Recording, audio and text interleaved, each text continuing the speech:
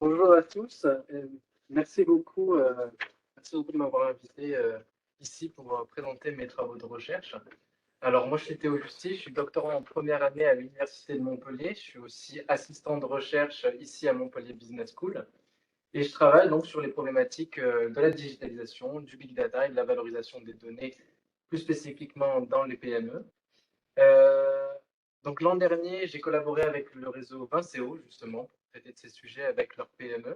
Et aujourd'hui, je vais vous présenter les principaux résultats de cette étude exploratoire. Cette étude, elle a été voilà, réalisée dans le cadre de l'axe antifragilité et digitalisation dont a parlé Julien Granata un peu plus tôt. Il est piloté aussi avec un autre professeur, Denis Lescope. Tous deux sont d'ailleurs mes directeurs de thèse. Et voilà, donc Julien l'a bien expliqué, peut-être pas que je vais rentrer dans le détail, mais en tout cas, le principe, hein, voilà, comme le disait Julien, c'est de mieux appréhender comment les entreprises se, se solidifient et accélèrent leur développement au contact des crises. C'est aussi l'objet de ce partenariat, c'est voilà, de créer des outils, des méthodes qui seront concrètes pour les PME, actionnables par celles-ci.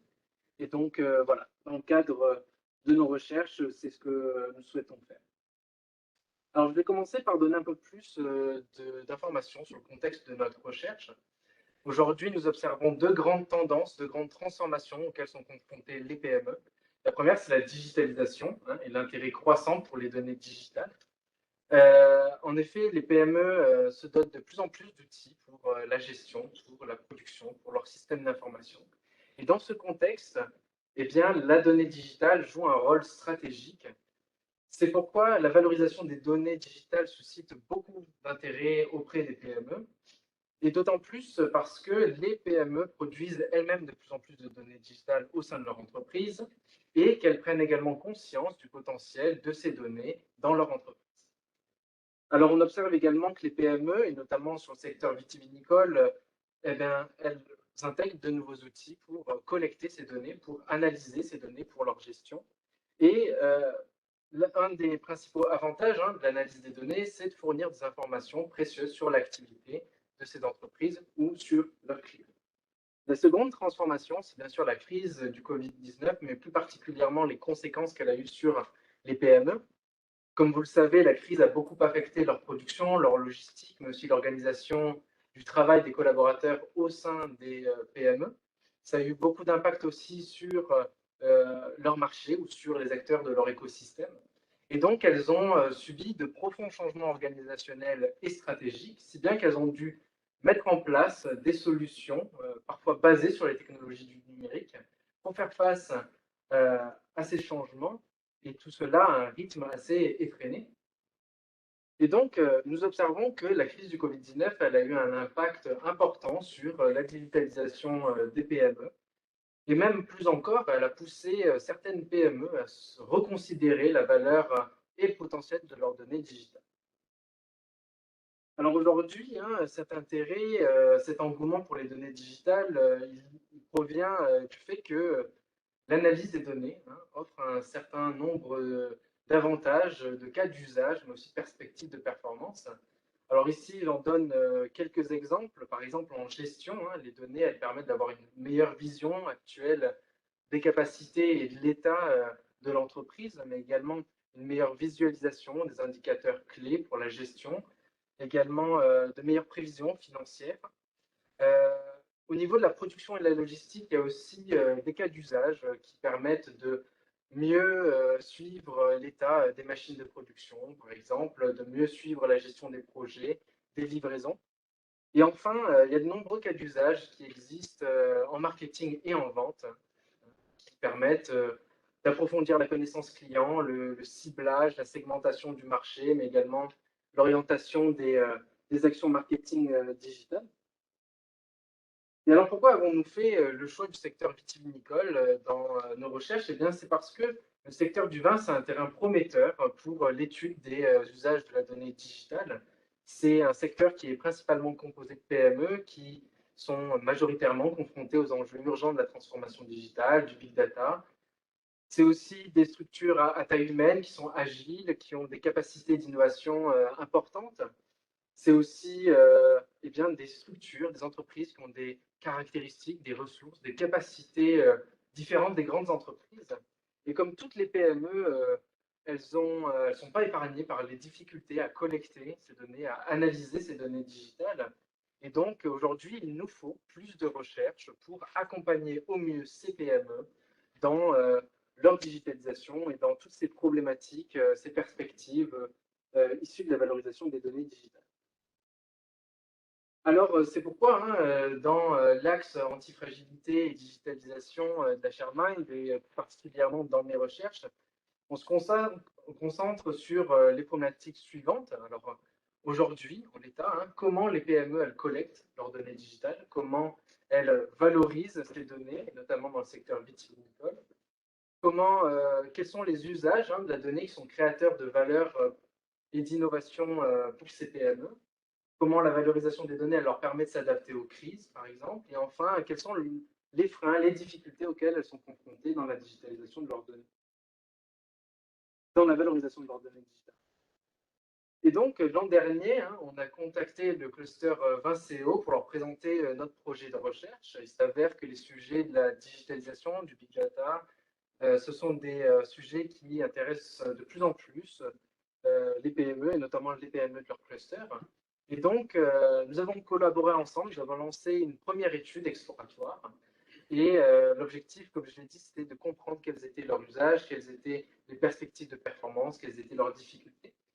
Alors, on a ciblé, nous, les PME de l'amont, en fait, les PME fournisseuses, on va dire, mais aussi les PME qui avaient des actions en cours de valorisation des données ou alors des connaissances particulières, un retour d'expérience intéressant à nous donner. Et donc, on a réalisé une quinzaine d'entretiens avec 13 PME différentes du cluster. C'est des PME dont la taille qui varie entre 15, 50, voire 100 collaborateurs. C'est aussi des PME qui se spécialisent dans la fabrication, la distribution d'équipements industriels, c'est important de le préciser, mais également la prestation de services, l'édition de logiciels ou encore le conseil aux PME. Et il s'agissait principalement de dirigeants, de dirigeantes et de responsables d'activités commerciales, marketing, de R&D aussi. Et donc, maintenant, je vais vous présenter un petit peu les grandes familles de résultats que l'on a pu identifier. Alors, le premier constat que l'on a fait, hein, c'est que pour certaines PME du secteur, eh bien, la crise du Covid, ça a été eh bien, un moment qui les a poussés, ou alors qui les a challengés, qui les a motivés à reconsidérer les usages de la donnée digitale dans leur entreprise et à commencer certaines actions de valorisation. Pour d'autres PME, ça a été aussi l'opportunité, tout simplement, de se replonger ou de poursuivre leurs efforts de valorisation des données et de s'adapter à la crise. Mais majoritairement, la donnée digitale, elle permet hein, aux PME de gérer au mieux leur entreprise. Mais plus particulièrement, hein, la valorisation des données, elle permet aux certaines PME hein, du secteur à réaliser un certain nombre d'actions. La première, c'est d'approfondir la connaissance client. Alors, ces PME, hein, elles collectent par certains moyens, par certaines sources, eh bien, des données clients, de plus en plus. Et donc, ça leur permet d'avoir une meilleure vision de leur profil client, des segments sur lesquels elles doivent se positionner. Et donc, elles arrivent également aussi à mieux identifier les particularités de ces clients, leurs besoins, leurs attentes. Et l'idée derrière tout ça, c'est de mieux comprendre son marché pour mieux servir ses clients. La deuxième perspective de performance, c'est d'améliorer les produits ou services existants dans leur entreprise. Ces données digitales, eh bien, elles concernent leurs produits, elles concernent également l'utilisation qu'en fait leurs clients, mais également ils collectent des retours clients au moment du SAV. Et toutes ces informations-là, eh bien, ils les agrègent, ils les analysent de près pour innover sur leurs produits existants, pour les adapter toujours au plus près des attentes et des besoins de leurs clients. Dans la même veine, hein, ça leur permet aussi de développer de nouveaux produits, de nouveaux services autour de la donnée. Alors, ce n'est pas toutes hein, les PME, mais certaines d'entre elles, elles souhaitent de plus en plus développer des services de valorisation et de conseil autour des données qu'elles collectent, soit sur leurs produits, soit sur leurs clients, soit sur leurs machines. Et donc, ça va avoir un impact sur leur modèle économique, sur leur proposition de valeur. Elles souhaitent créer des nouveaux services qui viennent soit en complément de leurs produits ou de leurs services actuels, soit carrément de nouveaux services innovants autour de la donnée.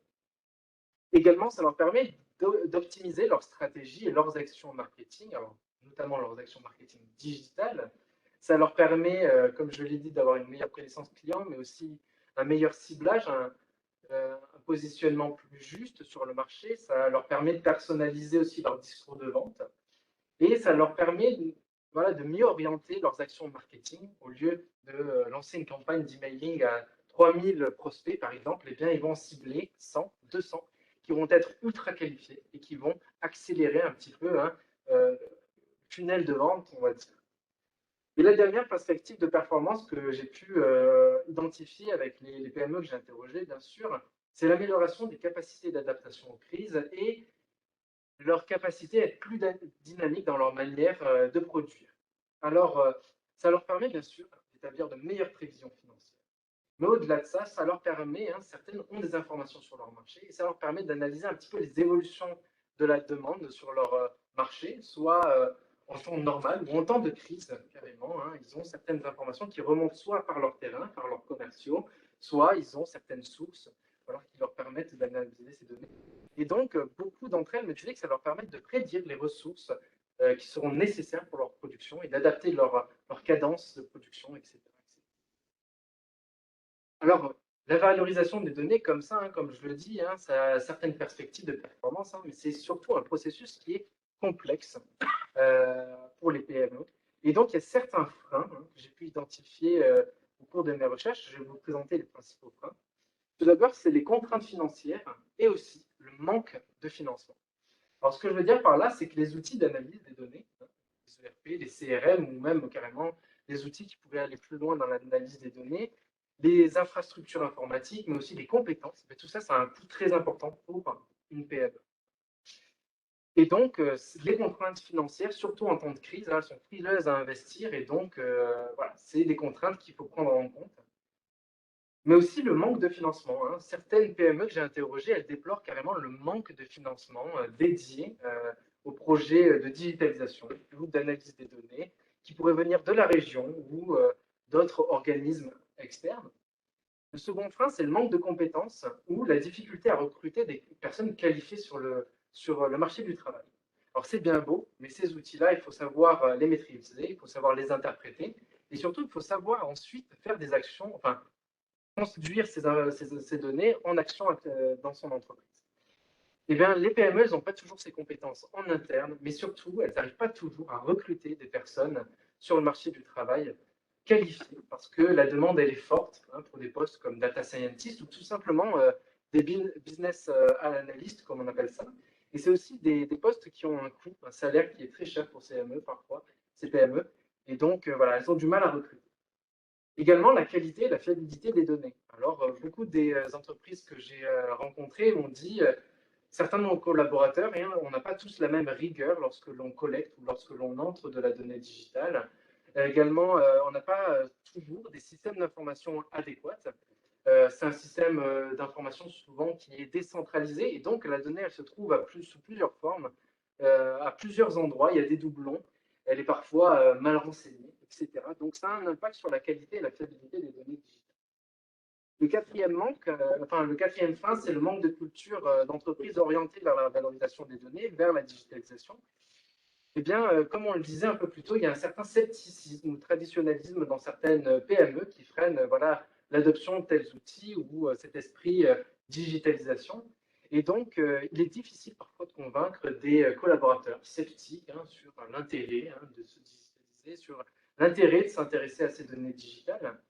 Et il faut savoir que la valorisation des données, c'est un processus holistique, c'est-à-dire qu'il doit impliquer toutes les personnes ou un maximum de personnes dans l'entreprise. Et donc, c'est un manque d'implication, c'est un frein dans la digitalisation de ces entreprises. Un autre frein, c'est la difficulté à aligner la stratégie de l'entreprise et les systèmes d'information. Alors, on collecte de la donnée, certes, on en a dans nos serveurs, mais techniquement, pour quels usages? Qu'est-ce qu'on en fait? Comment on le fait? Et comment on le fait tout ça en harmonie avec notre stratégie d'entreprise? Ça, c'est une difficulté. Les PME, elles n'arrivent pas à y voir clair. Et donc, elles ont également des difficultés hein, pour les entreprises qui ont des actions en cours, aussi à voir les gains de performance, à voir le retour sur investissement concrètement de ces actions de valorisation. Et enfin, il y a les contraintes de temps. C'est-à-dire que les PME, eh bien, leurs collaborateurs ont des fonctions transversales, c'est des collaborateurs qui sont multitâches parfois, et donc ils sont concentrés hein, sur les activités en cours, sur le développement de produits lorsqu'ils sont en R&D, ou sur l'acquisition de clients lorsqu'ils sont en pleine croissance. Et donc, c'est des sujets sur lesquels ils ont de la peine euh, voilà, à progresser. Alors pour autant, hein, tout n'est pas perdu. Il existe certaines méthodes, hein, nous, dans nos recherches, que l'on peut identifier et transmettre pour avancer ou du moins entamer un projet de valorisation des données. Alors nous, ce que l'on suggère, hein, c'est qu'il existe des modèles de maturité. Donc ce sont des modèles qui permettent hein, à une entreprise à se projeter avant hein, de se lancer dans un projet de valorisation des données. Alors les modèles de maturité, ce sont des instruments qui permettent eh bien, d'évaluer un petit peu hein, le niveau de développement de ses capacités en vue d'un changement important. Et donc l'objectif, c'est de diagnostiquer l'état actuel de ses capacités, de sorte à établir un plan d'action hein, pour adapter au mieux ses capacités et sa structure. Et donc, comme je l'ai dit, c'est des modèles qui aident à comprendre hein, comment, où sont nos forces et faiblesses en tant que PME. Alors rapidement, hein, ça c'est un peu un modèle qu'on a établi grâce à nos recherches. Il y a 6 dimensions et l'entreprise va pouvoir, comme je l'ai dit, positionner ses forces et faiblesses. La première dimension, c'est la stratégie. Donc, dans quelle mesure une PME s'appuie sur ses données, dans quelle mesure la stratégie eh bien, intègre ces données digitales dans l'élaboration et la réalisation de cette stratégie. Il y a aussi le management et la gouvernance des données. Comment on formalise nos processus de sécurité, de qualité au niveau des données, des compétences. Donc voilà, j'ai pu l'aborder. Comment on développe, comment on va faire pour développer ces compétences dans notre entreprise. L'infrastructure aussi, c'est très important. Il faut avoir une infrastructure adéquate, se poser la question de qu'est-ce qui est le plus approprié pour notre structure. La capacité d'adoption aussi. Dans quelle mesure on est prêt hein, à se digitaliser, à utiliser nos données. C'est sûr que si on a une bibliothèque avec 20 ans d'historique de factures en forme papier et pas numérisé, on n'est pas encore prêt à adopter ce genre d'outils. Et bien sûr, le leadership et la culture. Voilà, il faut avoir une culture impliquée et informer au mieux les collaborateurs de l'entreprise. Alors, je termine voilà, pour dire que il nous faut aujourd'hui plus d'informations sur les usages de la donnée. On a encore beaucoup à apprendre des PME. Et donc, on organise actuellement une seconde étude qui va nous permettre d'approfondir nos pistes de recherche sur les usages de la donnée digitale dans les PME. Et donc, on cherche de plus en plus hein, à euh, recueillir le retour d'expérience de certains dirigeants, dirigeantes. Et donc, voilà. Nous, actuellement, on cherche d'autres personnes pour participer. Et donc, si vous connaissez autour de vous des entreprises qui pourraient être intéressantes, des clusters, mais voilà, n'hésitez pas à me contacter. Je vous remercie beaucoup de m'avoir écouté et de m'avoir invité. Merci beaucoup.